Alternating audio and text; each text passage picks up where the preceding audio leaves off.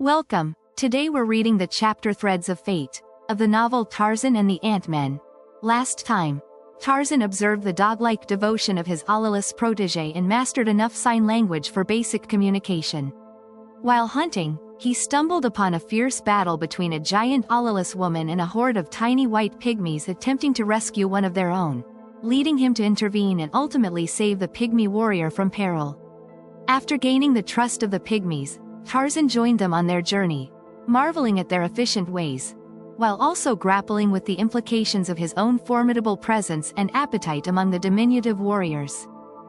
Skenka, the vulture, winged his way leisurely in great circles, far above the right bank of the Ugogo. The pendant locket sparkling in the sunlight had ceased to annoy him while on the wing. Only when he alighted and walked upon the ground did it become an encumbrance. Then he stepped upon it and tripped, but long since had he ceased to fight it, accepting it now as an inescapable evil. Beneath him he presently descried the still, recumbent form of Gorgo, the buffalo, whose posture proclaimed that he was already fit food for Shurka. The great bird dropped, alighting in a nearby tree. All was well, no foes were in evidence. Satisfied of this, Skryka flapped down to the fallen beast. Miles away a giant white man crouched in the concealment of a dense thicket with a little black girl. The fingers of one of the man's hands were across her mouth, those of the other held a knife at her heart. The man's eyes were not upon the girl, but were straining through the dense foliage toward a game trail along which two ebon warriors were advancing. Succor was close at hand for Uha, the daughter of Kamis the witch doctor, for the two approaching were hunters from the village of Obebe, the chief. But she dared not call aloud to attract them lest the sharp point of Miranda's knife slip into her young heart, and so she heard them come and go until Lela, their voices lost in the distance, the Spaniard arose and dragged her back upon the trail, where they took up, what seemed to Uha, their endless and fruitless wanderings through the jungle. In the village of the Ant-Men, Tarzan found a warm welcome, and having decided to remain for a while that he might study them and their customs, he set to work, as was his wont when thrown among strange peoples, to learn their language as quickly as possible. Having already mastered several languages and numerous dialects, the ape-man never found it difficult to add to his linguistic attainments, and so it was only a matter of a comparatively short time before he found it possible to understand his hosts and to make himself understood by them. It was then that he learned that they had at first thought that he was some form of Alabalus, and had consequently believed that it ever would be impossible to communicate with him by other means than signs. They were greatly delighted, therefore, when it had become apparent that he could utter vocal sounds identical to theirs, and when they comprehended that he desired to learn their tongue, Adendrahakis, the king, placed several instructors at his disposal, and gave orders that all his people, with whom the giant stranger might come in contact, should aid him to an early understanding of their language. Adendrahakis was particularly well inclined toward the ape-man because of the fact that it had been the king's son, Commodore Florenzel, whom Tarzan had rescued from the clutches of the Alalis woman, and so it was that everything was done to make the giant's stay among them a pleasant one. 100 slaves brought his food to him, where he had taken up his abode beneath the shade of a great tree that grew in lonely majesty just outside the city. When he walked among the group of dome houses, a troop of cavalry galloped ahead to clear a path for him, lest he trod upon some of the people of the city. But always was Tarzan careful of his hosts, so that no harm ever befell one of them because of him. As he mastered the language, he learned many things concerning these remarkable people. Prince Commodore Florenzel almost daily took it upon himself to assist in the instruction of his colossal guest, and it was from him that Tarzan learned most. Nor were his eyes idle as he strolled around the city. Particularly interesting was the method of construction used in erecting the comparatively gigantic dome houses, which towered high above even the great Tarzan. The first step in the construction was to outline the periphery of the base. The building progressed until the whole formed an open shaft from ground floor to roof in the completed edifice.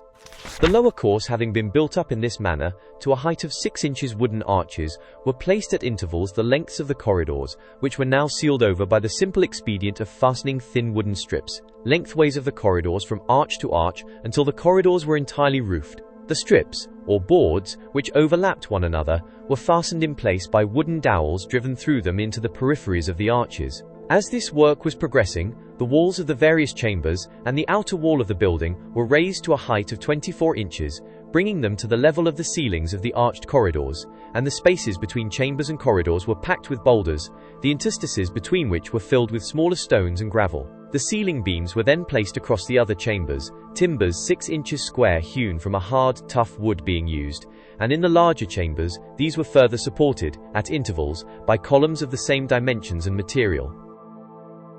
The ceiling beams being in place, they were covered over with tight-fitting boards, doweled to place. The ceilings of the chambers now projected 6 inches above the surrounding course of the structure, and at this juncture hundreds of cauldrons were brought in which a crude asphaltum was heated until it became liquid, and the interstices of the next 6-inch course were filled with it, bringing the entire completed course to the same level at a height of 30 inches, over all of which a second 6-inch course of rock and asphaltum was laid, and the second story laid out and completed in a similar manner.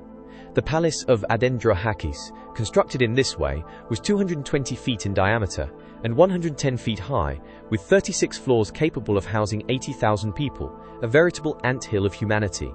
The city consisted of 10 similar domes, though each slightly smaller than the king's, housing a total of 500,000 people, 2/3 of whom were slaves, these being for the most part the artisans and body servants of the ruling class.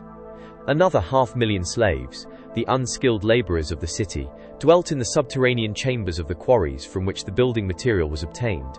The passageways and chambers of these mines were carefully shored and timbered as the work progressed, resulting in fairly commodious and comfortable quarters for the slaves upon the upper levels at least, and as the city was built upon the surface of an ancient ground moraine, on account of the accessibility of building material, the drainage was perfect, the slaves suffering no inconvenience because of their underground quarters. The domes themselves were well ventilated through the large central air shaft, and the numerous windows that pierced the outer walls at frequent intervals at each level above the ground floor, in which, as previously explained, there are but 4 openings. The windows, which were 6 1/4 inches wide by 18.5 inches high, admitted a certain amount of light as well as air, but the interior of the dome, especially the gloomy chambers midway between the windows and the central light and air shaft, was illuminated by immense, slow-burning, smokeless candles. Tarzan watched the construction of the new dome with keenest interest, realizing that it was the only opportunity that he ever would have to see the interior of one of these remarkable human hives. And as he was thus engaged, Commodore Florenzel and his friends hastened to initiate him into the mysteries of their language, and while he learned the language of his hosts, he learned many other things of interest about them. The slaves, he discovered, were either prisoners of war or the descendants of prisoners of war. Some had been in bondage for so many generations that all trace of their origin had become lost, and they considered themselves as much citizens of Trojana-Dalmacus, the city of King Adendrahakis, as did any of the nobility. On the whole, they were treated with kindness, and were not overworked after the second generation. The recent prisoners and their children were, for the most part, included in the caste of unskilled labor from which the limit of human endurance was exacted. They were the miners, the quarriers and the builders, and fully 50% of them were literally worked to death. With the second generation, the education of the children commenced, those who showed aptitude for any of the skilled crafts being immediately transferred from the quarries to the domes, where they took up the relatively easy life of a prosperous and indulged middle class. In another manner, might an individual escape the quarries by marriage, or rather by selection as they choose to call it, with a member of the ruling class. In a community where class consciousness was such a characteristic of the people, and where caste was almost a fetish, it was rather remarkable that such connections brought no odium upon the inferiors, but, on the contrary, automatically elevated the lesser to the caste of the higher contracting party. It is thus deliverer of the son of Adendrahakis, explained Commodore Florenzel, in reply to Tarzan's inquiry relative to this rather peculiar exception to the rigid class distinctions the king's son had so often impressed upon him. Ages ago, during the reign of Clamatamorosal in the city of Trojana-Dalmacus, the warriors of Veltopishago, king of the city of Veltopismacus, marched upon our fair Trojana-Dalmacus, and in the battle that ensued the troops of our ancestors were all but annihilated. Thousands of our men and women were carried away into slavery, and all that saved us from being totally wiped out was the courageous defense that our own slaves waged for their masters. Clamatamorosal, from whom I am descended, fighting in the thick of the fray, noted the greatest stamina of the slaves. They were stronger than the warriors of either city, and seemed not to tire at all, while the high caste nobility of the fighting clans, though highly courageous, became completely exhausted after a few minutes of fighting. After the battle was over, Clamatamorosal called together all the chief officers of the city, or rather all who had not been killed or taken prisoner, and pointed out to them that the reason our city had been defeated was not so much because of the greater numbers of the forces of the king Veltopishago, as to the fact that our own warriors were physical weaklings, and he asked them why this should be, and what could be done to remedy so grievous a fault. The youngest man among them, wounded and weak from loss of blood, was the only one who could offer a reasonable explanation or suggest a means of correcting the one obvious weakness of the city. He called their attention to the fact that of all the race of Minunians, the people of the city of Trajana-Dalmacus were the most ancient, and that for ages there had been no infusion of new blood, since they were not permitted to mate outside their own caste, while their slaves, recruited from all the cities of Minuni, had interbred, with the result that they had become strong and robust, while their masters, through inbreeding, had grown correspondingly weaker. He exhorted Clamatamarosal to issue a decree elevating to the warrior class any slave that was chosen as mate by either a man or woman of that class, and further to obligate each and every warrior to select at least one mate from among their slaves. At first, of course, the objections to so iconoclastic a suggestion were loud and bitter, but Clamatamarosal was quick to sense the wisdom of the idea, and not only did he issue the decree, but he was the first to espouse a slave woman, and what the king did all were anxious to do also. The very next generation showed the wisdom of the change, and each succeeding generation has more than fulfilled the expectations of Clamatamarosal, until now you see in the people of Trajana-Dalmacus the most powerful and warlike of the Minunians. Our ancient enemy, Velta-Pismacus, was the next city to adopt the new order, having learned of it through slaves taken in raids upon our own community, but they were several generations behind us. Now all the cities of Minuni wed their warriors with their slave women. And why not? Our slaves are all descended from the warrior class of other cities, from which their ancestors were captured. We all are of the same race, we all have the same language, and in all important respects the same customs. Time has made some slight changes in the manner of the selection of these new mates, and now it is often customary to make war upon another city for the sole purpose of capturing their noblest born and most beautiful women. For us of the royal family, it has been nothing less than salvation from extinction. Our ancestors were transmitting disease and insanity to their progeny. The new, pure, virile blood of the slaves has washed the taint from our veins, and so altered has our point of view become that whereas in the past the child of a slave woman and a warrior was without caste, the lowest of the low, now they rank highest of the high, since it is considered immoral for one of the royal family to wed other than a slave. "And your wife?" asked Tarzan. "You took her in a battle with some other city?" "I have no wife," replied Commodore Florenzel. "We are preparing now to make war upon Velta-Pismacus, the daughter of whose king, we are told by slaves from that city, is the most beautiful creature in the world. Her name is Janzara, and as she is not related to me, except possibly very remotely, she is a fit mate for the son of Adendrahakis." "How do you know she is not related to you?" asked the ape-man. "We keep as accurate a record of the royal families of Velta-Pismacus and several others of the nearer cities of Minuni as we do of our own," replied Commodore Florenzel, "obtaining our information from captives, usually from those who are chosen in marriage by our own people. For several generations the kings of Velta-Pismacus have not been sufficiently powerful or fortunate to succeed in taking royal princesses from us by either force of arms or strategy, though they never have ceased attempting to do so, and the result has been that they have been forced to find their mates in other, and oftentimes distant cities. The present king of Velta-Pismacus, Elkamoelhago, the father of the princess Janzara, took his mate, the mother of the princess, from a far distant city that has never, within historic times, taken slaves from Trajana-Dalmacus, nor have our warriors visited that city within the memory of any living man. Janzara, therefore, should make me an excellent mate." "But what about love? Suppose you should not care for one another?" asked Tarzan. Commodore Florenzel shrugged his shoulders. "She will bear me a son who will someday be king of Trajana-Dalmacus," he replied, "and that is all that can be asked." While the preparations for the expedition against Velta-Pismacus were being carried on, Tarzan was left much to his own devices. The activities of these diminutive people were a never-ending source of interest to him. He watched the endless lines of slaves struggling with their heavy burdens toward the new dome that was rising with almost miraculous speed.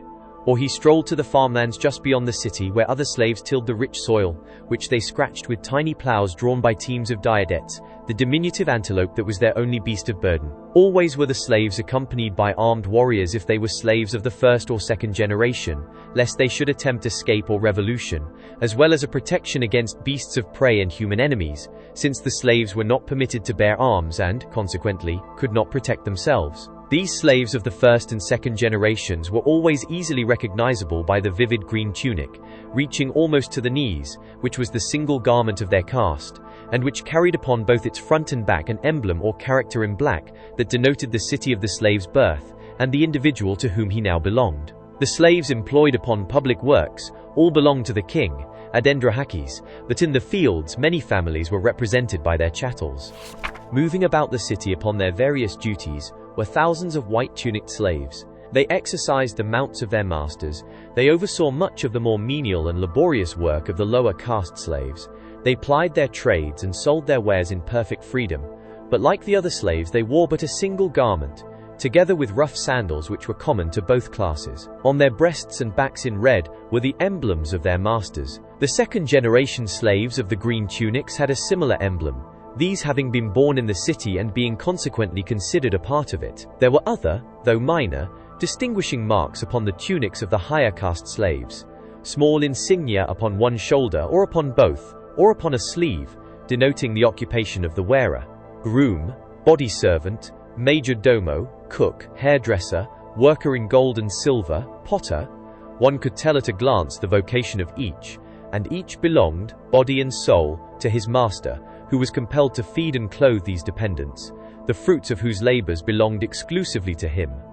The wealth of one warrior family might lie in the beauty and perfection of the gold and silver ornaments it sold to its wealthy fellows, and in such an instance all its skilled slaves, other than those required for personal and household duties, would be employed in the designing and fabrication of these articles. Another family might devote its attention to agriculture, another to the raising of diadettes, but all the work was done by the slaves, with the single exception of the breaking of the diadettes that were bred for riding, an occupation that was not considered beneath the dignity of the warrior class, but rather, on the contrary, looked upon as a fitting occupation for nobles. Even the king's son broke his own diadettes.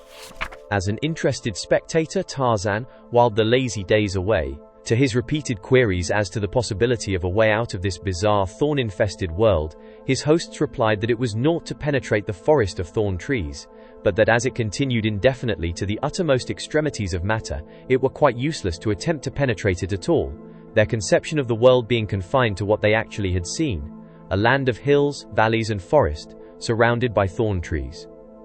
To creatures of their size, the thorn forest was far from impenetrable, but Tarzan was not their size. Still, he never ceased to plan on a means of escape, though he was in no great haste to attempt it, since he found the Menunians interesting, and it suited his present primitive mood to loll in lazy ease in the city of Dalmacus. But of a sudden a change came, early of a morning just as the first faint promise of dawn was tinging the eastern sky. Did you enjoy today's chapter of Tarzan and the Ant-Men? Why not subscribe and ring the bell?